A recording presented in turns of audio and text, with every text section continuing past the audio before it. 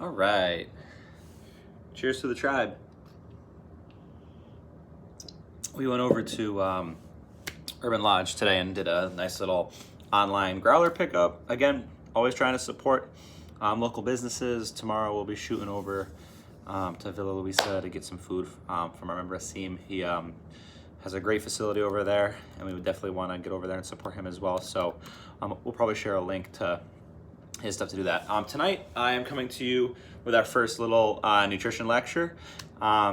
Just trying to think of ways that we can help you guys out through this downtime. And so if we can all learn a little bit more about the underlying principles and concepts of nutrition, hopefully in the long run, it'll make it easier for us to adhere to a diet, be healthier, eat better. So beer, not on the list for tonight. So kind of what I wanted to go over tonight is what is a macronutrient-based diet. And I have made the mistake in the past of assuming everybody knows or can get caught up to speed on tracking macros very quickly. And shame on me for assuming something like that. So I'm going to use this time to really go over and educate you all on the underlying principles, the most basic part of nutrition, and see what we can do for that. So first up, okay, it's important. I have a bunch of notes, so if you catch me looking down, that's what's going on.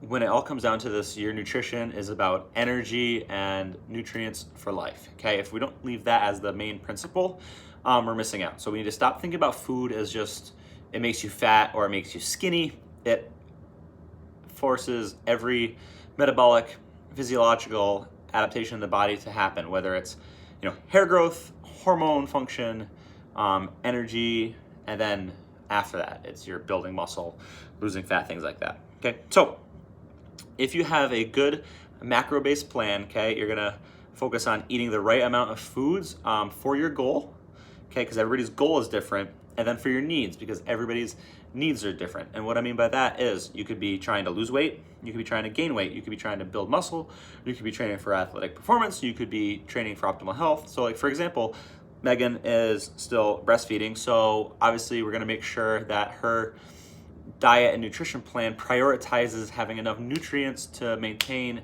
breastfeeding. I wouldn't put anybody on a crazy weight loss diet when you're still doing that, because you need to be selfless and realize feeding your child is more important than your weight loss goal. Okay, so that's talking about how everybody's goals are different, everybody's needs are different. Okay, whether you're male or female, your height, your weight, your age, your activity level, the percent of body fat you have on you currently, the amount of muscle you have on you currently, all comes into effect, and that changes how things are. So you could look at a 200-pound male and a 200-pound male, and they're not the same, because one could be 5'5", one could be 6'5".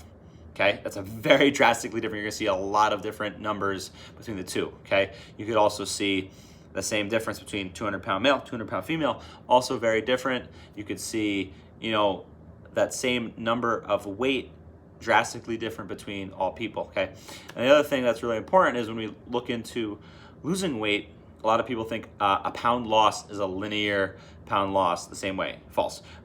If you weigh 115 pounds and you lose 1 pound, that's drastically different than if you weigh over 200 pounds and you lose 1 pound. So let's look at almost like 1% in body weight loss versus 0.5% of body weight loss. So we need to stop thinking of the pound as the measuring tool, and more so the percent of your body weight lost as that tool.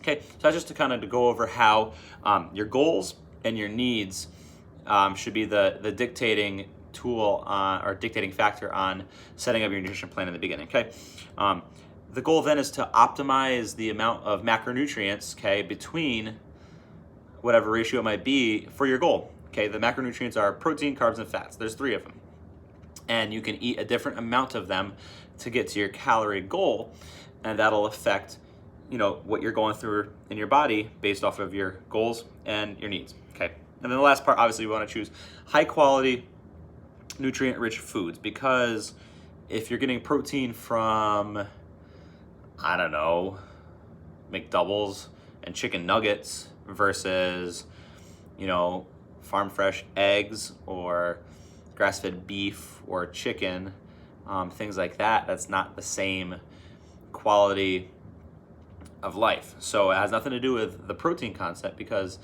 the protein will get absorbed and used, but your blood work, your hormones, everything else will be drastically different from that, okay? Same thing with carbohydrates. Eating Sour Patch Kids versus eating rice or fruit is different, because that Sour Patch Kid is literally just sugar. White rice is at least sugar and fiber, and then your fruit is going to be your sugar, your fiber, and a lot of vitamins. So we're talking about the quality of the fuel versus just the fact that it is the fuel. Okay, so that's just kind of like the opening point there. I already touched on what are macronutrients. They're your protein, your carbohydrates, and your fats. And those are the main things that a diet is consistent of. All food have different pieces of that in it, and that's what we need to make sure we get in a complete diet to make up all the calories we eat in the day. Okay, real simple. When people ask me the difference between tracking macros and tracking calories, my macros don't line up with calories. So there's a couple things. One, food labels in America, I hope you all are ready for this, can be off by up to 20%. That's ridiculous. That is the way the law is written. Okay, so we can't always think that what we're doing is perfect, because in the long run, when all these percentages happen, you could think you're eating one amount and you're actually eating a decent amount differently. So the best piece of advice I can give you is, if you have to rely on a food label, you're less likely to eat what you're supposed to eat. So when you think about things like a chicken breast, doesn't have a food label. A chicken breast is always a chicken breast is always a chicken breast, okay? 95% ground beef is always 95% ground beef. Versus you grab even like the frozen chicken, okay, whether it's breaded or not breaded, frozen chicken, it's got a food label. That number can drift based off of whatever sort of rounding or percentage work that the company wants to use. So it's really important, anytime you actually see a label on a food, okay, you're less likely to be able to track it perfectly, and chances are it's not as healthy for you. So things that never have labels, like I said, your meat, okay, your vegetables, your grains, and by grains I mean your rice, things like that. So if you stick to meat, or potatoes, rice, vegetables, they're always going to be the same based off just weighing them, and you don't have to rely on that food label, which is great. So protein, 1 gram of protein contains 4 calories, always. Whether it's from eggs, from whey protein, the protein in beans, the protein in chicken, it's always 1 gram of protein equals 4 calories, okay? Carbohydrates, 1 gram of carbohydrate, also 4 calories. That whether that's your Sour Patch Kids, your rice, your fruit, okay, anything like that. Fat, 1 gram of fat, 9 calories. And that's why people give fat a bad rap, because it's more than double the amount of calories per gram of carbohydrate in a fat. So, you know what I mean? That's where that stereotype comes from. But usually you don't need to eat as many fats to feel satiated as you do with the other foods. So that's kind of a good thing to pay attention to there, all right? So protein has 4 calories per gram, carbohydrate has 4 calories per gram, fat has 9 calories per gram. And all your meals should have all of them, because they are all essential to every person, because they all play an individual role in our physiological kind of being, okay? So why does that macronutrient ratio matter, okay? Like I said, each macronutrient has a different role in the body, okay? And when you eat different amounts of each, it'll affect kind of like what you're trying to do, okay? So energy, okay? You're really not gonna get energy from protein. Protein is about rebuilding. Me and Megan actually are taking this time right now to finally watch that documentary, Game Changers. And I'm not a big documentary guy, because there's always some sort of agenda behind it. So going into it, yes, I am already looking at it flawed, because I've heard many things. But it's really interesting to see kind of the flaws like flaring up with the documentary already. And the biggest thing is they talk about how protein is not the best energy source. I don't think anybody's ever thought protein was the best energy source. Protein is a rebuilding tool, a structural tool. It rebuilds the muscle after you break it down from exercise. Okay, it's important for your hair, for building ligaments and tendons. Okay, it has a bunch of hormonal, factors that the amino acids get broken down into. But at no point does anyone say eat protein for energy. No, you eat protein to rebuild the muscle after you have broken it down, and that's kind of the way that goes. All right. Speaking of, energy, whether you have it, you feel run down. Here is the main kind of factor when it comes to every diet. Every diet, no matter which diet name it has on it. Energy balance. You eat more calories than you burn in a day, you gain weight. You eat less calories than you burn in a day, you lose weight. You eat the same, you stay the same. Okay, so it's about finding the ratio of eating under what you've burned without feeling like total crap, without feeling too hungry, without putting yourself into too much of a deficit that you're not really enjoying life. Okay. So moving on from there.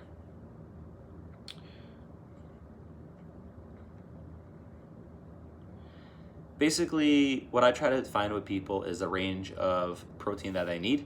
Okay, I don't want people to have to eat too much. I don't want people to ever undereat, because if you undereat protein, you'll lose the muscle you've worked really hard for, and we never want that to happen. So I'm never gonna go lower than usually like 0.8 grams per pound of body weight. And that's kind of a sweet spot. And that doesn't end up being a whole lot of protein. So that's one thing that we like to try and see. On the top end for me, 1.2 grams, okay. Extra is really not going to make anything unless you really love protein. We can do that, but I'd rather eat carbs and fat personally myself when I don't eat it. But I know for me, if I'm eating down in that 0.8 range of protein, I don't recover from my workouts enough, and I can see that on the in-body because my muscle mass drops whenever I eat lower than that. Okay, so protein has nothing to do with energy. It's all about rebuilding, okay? Carbohydrate, main energy source, all right? So carbs get a bad rap. I don't know why, because one person said this or that, but you need your carbohydrate for your energy, for your endurance energy.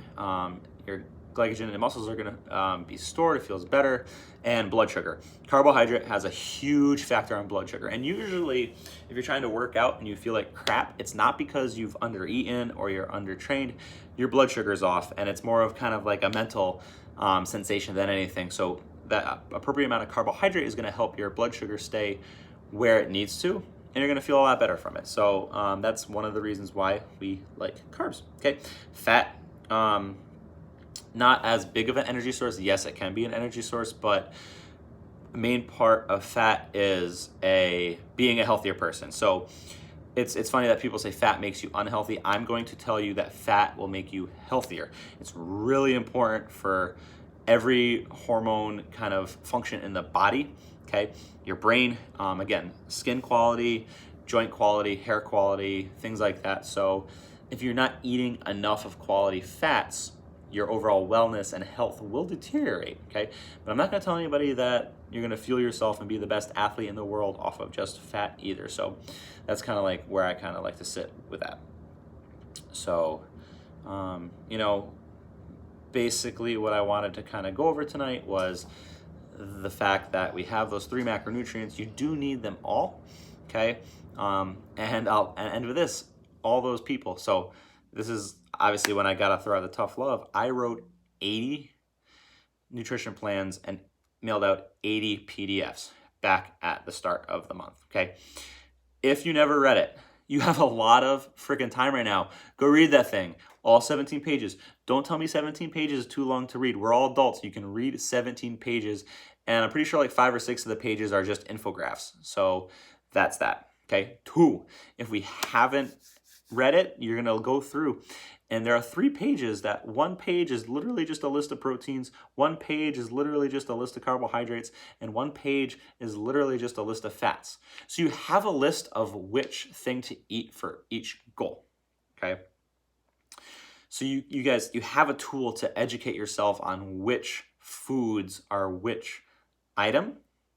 You kind of just gotta, 1, watch this video and learn a little bit, and then 2, read a little bit, and hopefully we can use this downtime that a lot of us are having as a self-educational moment and a way to progress and learn something new. Okay. What I'm going to talk about next is, how I calculate macros for people's diets. Okay. Later in the week, I definitely want to go over some like cooking and weighing and planning things. And if you guys are getting like a little bit motivated to lock in the nutrition, because now is the time to have that flawless nutrition plan, hit your meals every 3 hours, measure things because you're in your kitchen all day, buy yourself a kitchen scale, a digital kitchen scale that's reliable. They're not expensive, okay? Doesn't have to be the perfect portion scale that I have. I think it's like 30 bucks. I recommend it. It's the best $30 I've ever spent in the kitchen, because when you put a food on it, it has a code, you type it in, and it'll tell you how many grams of protein, carbs, and fat are in it, so you literally can't mess up measuring out foods when you use it. Again, perfect portion scales. They sell it at Bed Bath & Beyond. Everybody's got a Bed Bath & Beyond coupon. So I'm just saying, now's the time I would love you guys to take the initiative to learn and educate yourself. And as always, we're here to help. We want to help. Ask us questions so we can help. Have a good night, everybody.